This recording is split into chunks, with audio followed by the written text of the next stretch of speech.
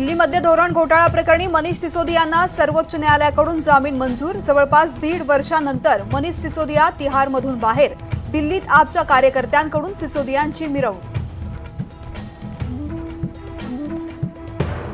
बीडमध्ये राज ठाकरेंच्या ताफ्यावर सुपाऱ्या फेकत ठाकरे गटाच्या शिवसैनिकांची जोरदार घोषणाबाजी। 8 आरोपींना घेतलं ताब्यात, पोलीस अधीक्षकांची माहिती।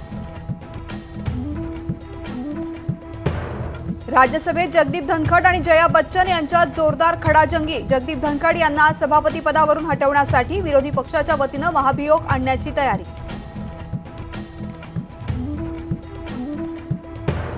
संसदेच्या पावसाळी अधिवेशनाचं सूप वाजलं। लोकसभा आणि राज्यसभेचं अधिवेशन 3 दिवस आधीच गुंडाळलं।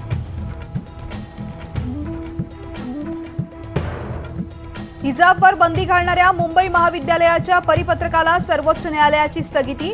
महाविद्यालय प्रशासनाला नोटीस बजावून मागवलं उत्तर। 18 नोव्हेंबरला पुढील सुनावणी। उद्धव ठाकरेंची तोफ, उद्या एकनाथ शिंदेंच्या बालेकिल्ल्यात धडाडणार। भगवा सप्ताहानिमित्त ठाण्यात ठाकरे गटाचा मेळावा। शिवस्वराज्य यात्रेवेळी मोठा अनर्थ टळला। जयंत पाटील आणि अमोल कोल्हे उभे असलेली क्रेन ओव्हरलोड।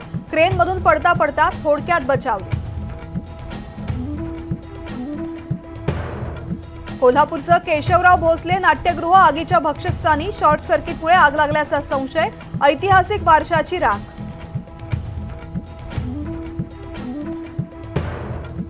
बब्बर खालसा मॉड्यूलवर सीबीआयची मोठी कारवाई। मोस्ट वॉन्टेड दहशतवादी तरसेन सिंग सीबीआयच्या जाळ्यात।